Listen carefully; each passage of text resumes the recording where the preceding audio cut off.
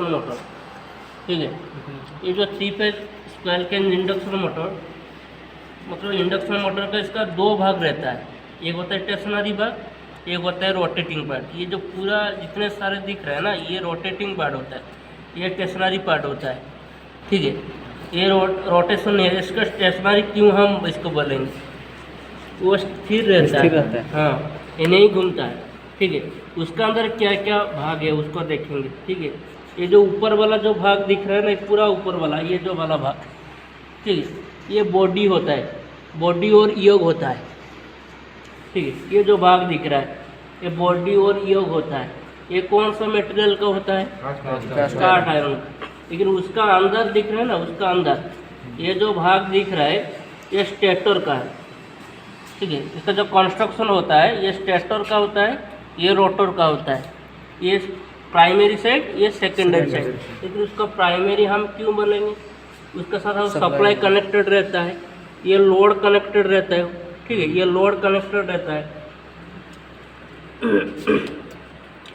ये जो 3 phase induction motor, उसका अंदर क्या है, वो जो स्टेटर जो साइड होता है, इसका जो भाग दिख रहा है, एक होता है क्या, ये वाइंडिंग होता है, ठीक है। 3 फेज का वाइंडिंग 3 सर्किट रहता है ना, ये 3 सर्किट अलग अलग रहता है, मतलब तीनों सर्किट, मतलब दूसरा के सर्किट के साथ कोई भी कनेक्शन नहीं रहता है, वो सेपरेट रहता है।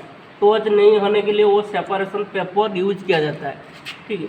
इसका 3 फेज का मोटर देखो, तीनों सप्लाई RYB, इसको मानो कि वो सप्लाई के लिए।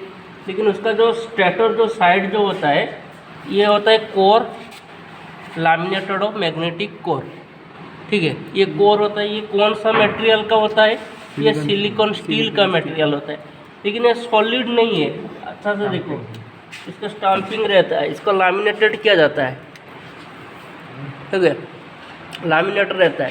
लेकिन उसका जो स्लॉट जो दिख रहा है ना, ये सेमी स्लॉट का है, सेमी स्लॉट का बना हुआ है। लेकिन हम लोग का जो स्लॉट होता है 3 टाइप का होता है। एक होता है क्या है, ओपन स्लॉट, एक होता है क्लोज स्लॉट, और तीसरा क्या है, सेमी ओपन स्लॉट। लेकिन ये सेमी ओपन स्लॉट है, आधा खोला है, दिख रहा है ना, ये वाइंडिंग करने से आसानी होता है, ये सेमी ओपन का। लेकिन उसके बाद वाइंडिंग देखेंगे, ये तीनों फेज के लिए 3 वाइंडिंग रहता है। ये ऊपर वाला एक देख रहे हैं ना, ऊपर वाला एक सेपरेशन, इसका पेपर दिख रहा है ना, ये अलग है, वो बीच में जो एक रहता है, और बाहर साइड, हाँ, ये रहता है। लेकिन उसका पहले इसका अंदर का इसका जो डाटा थोड़ा देखेंगे, क्या इसका अंदर क्या क्या डाटा है, वो नेम प्लेट से भी पता चल जाएगा, ठीक है। पहले इसका 3 फेज का मोटर है, ठीक है, 3 फेज का। उसके बाद इसका वोल्टेज, सप्लाई वोल्टेज कितना है, 1440 वोल्टेज का इसका रेटिंग होता है, उतना सप्लाई से वो चलता है, 1440 वोल्टेज के अंदर वो चलता है। उसके बाद क्या है, वो 50 हर्ट्ज, इसका जो फ्रीक्वेंसी होता है 50 हर्ट्ज होना चाहिए।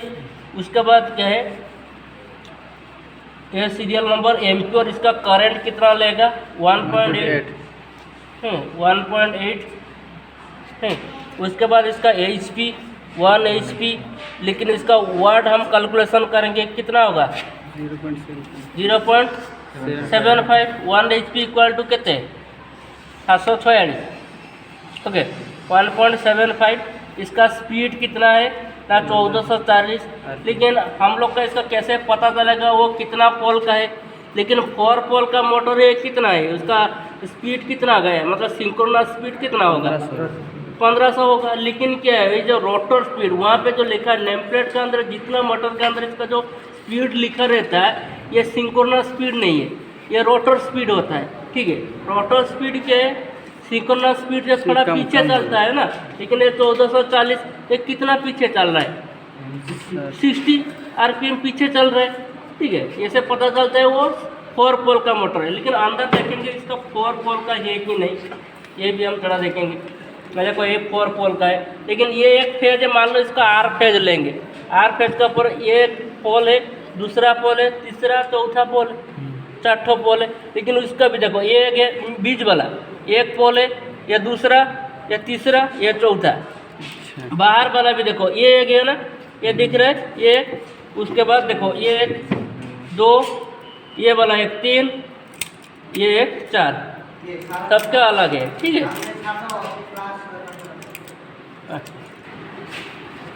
एक्सट्रा साइड चला गया, स्टेटर साइड।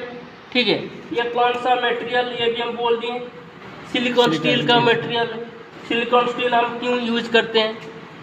आयरन लॉस को कम करने के लिए ये होता है। ठीक है, ये चला गया। उसके बाद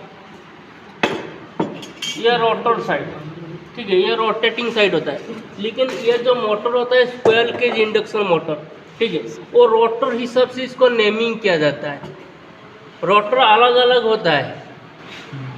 रोटर का 2 टाइप का, एक होता है स्क्वायर केज रोटर होता है, नंबर 2 में क्या है, स्लिप रिंग रोटर होता है। स्लिप रिंग के अंदर क्या, उसका अंदर वाइंडिंग रहता है स्लिप रिंग के अंदर, लेकिन क्या ये जो स्क्वायर केज जो रोटर होता है उसका अंदर वाइंडिंग नहीं रहता है। ये जो दिख रहा है, ये जो भाग दिख रहा है ना, ये वाला ये स्लोड होता है। उसका अंदर क्या है, कॉपर का पत्तिया रहता है, वो स्केज रहता है। स्केज का मतलब क्या, पिंजरा टाइप का रहता है। ठीक है, वो पेन जैसा है, ऐसे कंडक्टर अंदर है, एक पेन इसी ऐसे टाइप का क्या है, ये कॉपर का पत्तिया रहता है, बाहर रहता है, उसका अंदर है, ऐसे रहता है, ऐसे रहता है। हाँ, बहुत सारा, जितना ये जो स्लोट दिख रहा है ना, इतना क्या है ना, कॉपर का बार रहता है, स्केज रहता है, पतला पतला पतला पतला। ना ये तो अलग टाइप है। ये स्क्वायर केज रोटर का फिर 3 टाइप का होता है। ये नॉर्मल इसका स्क्वायर केज रोटर है, लेकिन वो दूसरा क्या है ना, इसका डीप बार रोटर होता है और डबल केज रोटर होता है। लेकिन ये छोटा वाला मोटर है, ये नॉर्मली इसका स्क्वायर केज रोटर होता है। ठीक है, स्क्वायर केज रोटर को फिर 2 भाग से डिवाइड किया हुआ। एक होता है डीप केज रोटर और नंबर अनदर क्या है ना, डबल केज रोटर। ठीक है, डब्ल्यू केज रोटर जो होता है, लेकिन ये क्या है, नॉर्मली स्क्वायर केज रोटर है। ठीक है, उसके अंदर क्या है, परमानेंटली कॉपर का पत्तिया रहता है। ये जो भाग दिख रहा है ना दोनों साइड, ये जो भाग, ये उस तरफ भी एक ही भाग, ये होता है एयरड्रिंग है। एयरड्रिंग का काम क्या है, उसका अंदर जितना कॉपर का जो बार रहता है, उसके वो जो एयरड्रिंग के सहायता से हम लोग क्या करते हैं ना, शॉर्ट कर देते हैं। ये उसका अंदर एक कॉपर का ऐसा स्ट्रिप रहेगा, उसका अंदर जितना सारा इसका अंदर जो कॉपर का स्केज रहेगा, उसको शॉर्ट सर्किट कर देते हैं, इसका एंड रिंग और उसका शॉर्ट रिंग। ठीक है, ये ऐसे नॉर्मल ये होता है कि सिंपल कंस्ट्रक्शन होता है।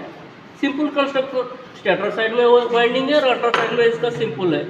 सिंपल का मतलब स्क्वायर केज का रोटर है। And ring